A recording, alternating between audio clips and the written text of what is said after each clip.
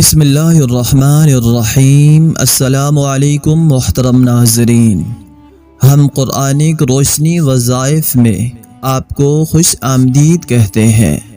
ہم امید کرتے ہیں آپ خیریت سے ہوں گے، اور ہماری دعا ہے کہ اللہ پاک آپ کو خیر و عافیت سے رکھے۔ محترم ناظرین، دین اسلام وہ دین ہے جس میں رشتہ ناتا اور باہمی تعلقات کی بنیاد پاکیزگی اور شفافیت پر قائم ہے۔ یہی وجہ ہے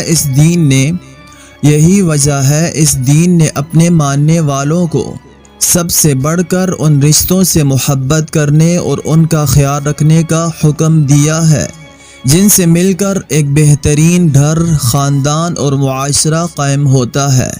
شوہر اور بیوی کا رشتہ، ماں اور بیٹے کا رشتہ، بہن اور بھائی کا رشتہ، دادا اور پوتی کا رشتہ، چچا اور بھتیجی کا رشتہ، ماموں اور بھانجی کا رشتہ وغیرہ، یہ عظیم رشتے ہیں جنہیں اسلام میں مرد و عورت کے محرم رشتوں سے تعبیر کیا جاتا ہے، جن کی بنیاد جائز اور شفاف پاکیزہ محبت پر قائم ہے۔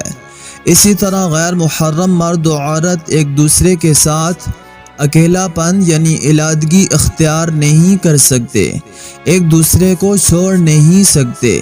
مرد و عورت کے مابین جو بیماریاں جنم لیتی ہیں ان کی چند وجوہات یہ ہیں: بے پردگی اختیار کرنا، غیر محرم کے ساتھ علیحدگی اختیار کرنا، عورت کا غیر محرم مرد سے نرم رویہ اختیار کرنا، دونوں کا ایک دوسرے کو خود کی طرف مائل کرنے کے لیے مختلف اسباب تیار کرنا۔ اللہ تعالی نے قرآن مجید میں آپ صلی اللہ علیہ وسلم کی ازواج مطہرات کو مخاطب کرتے ہوئے فرمایا ہے: ازواج مطہرات، تم معمولی عورتوں کی طرح نہیں ہو۔ اگر تم پرہیزگار رہنا چاہتی ہو تو مردوں سے حسب ضرورت بات کرنے میں نرم لہجہ اختیار نہ کرنا۔ جس کے دل میں نفاق کی بیماری ہے، کہیں وہ لالچ کرنے لگے، اور ہمیشہ شک و لچک سے محفوظ بات کرنا۔ غیر محرم کا آپس میں بغیر کسی صورت کے بات چیت کرنا ہر صورت میں حرام ہے، چاہے کوئی بھی صورت ہو، چیٹ ہو یا میسج کے ذریعے ہو یا آمنے سامنے ہو، یہ جائز نہیں بلکہ حرام ہے۔ اسلام نے ہر اس چیز کو حرام قرار دیا ہے جو حرام کی طرف لے جانے والی ہو۔ اللہ تعالیٰ نے یہ نہیں فرمایا کہ زنا نہ کرو، بلکہ یوں فرمایا زنا کے قریب بھی نہ جاؤ۔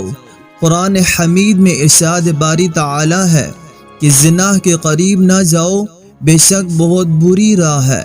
ہر وہ چیز جو انسان کی شہوت کو زیادہ کرنے کا سبب بنے وہ زنا کا راستہ ہے۔ ضرورت کے بغیر عورت کا اکیلے گھر سے باہر نکلنا جائز نہیں۔ حضرت ابن عباس رضی اللہ تعالی عنہ سے روایت ہے کہ نبی کریم صلی اللہ علیہ وسلم نے فرمایا کہ تنہائی میں کوئی شخص کسی عورت کے پاس نہ جائے یہاں تک کہ اس کے محرم اس کے پاس ہوں۔ ایک مرتبہ ایک نوجوان آپ صلی اللہ علیہ وسلم کی خدمت اقدس میں حاضر ہوا اور کہنے لگا کہ اللہ کے رسول صلی اللہ علیہ وسلم، مجھے زنا کرنے کی اجازت دیجیے۔ لوگ اس کی طرف متوجہ ہو کر اسے ڈانٹنے لگے اور پیچھے ہٹانے لگے، لیکن آپ صلی اللہ علیہ وسلم نے فرمایا میرے قریب آ جاؤ۔ وہ نبی کریم صلی اللہ علیہ وسلم کے قریب بیٹھا تو آپ صلی اللہ علیہ وسلم نے اس سے پوچھا، کیا تم اپنی والدہ کے حق میں بدکاری کو پسند کرو گے؟ اس نے کہا، اللہ کی قسم بالکل بھی نہیں۔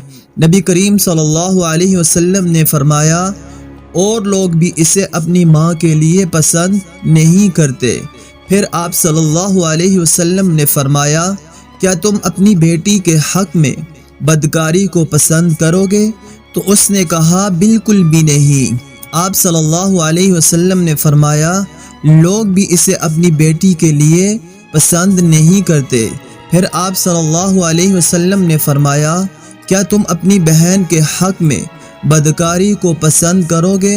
تو اس نے کہا، اللہ کی قسم کبھی بھی نہیں۔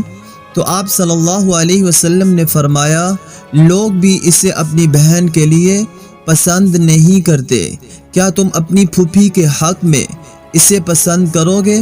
اس نوجوان نے کہا کبھی بھی نہیں کروں گا۔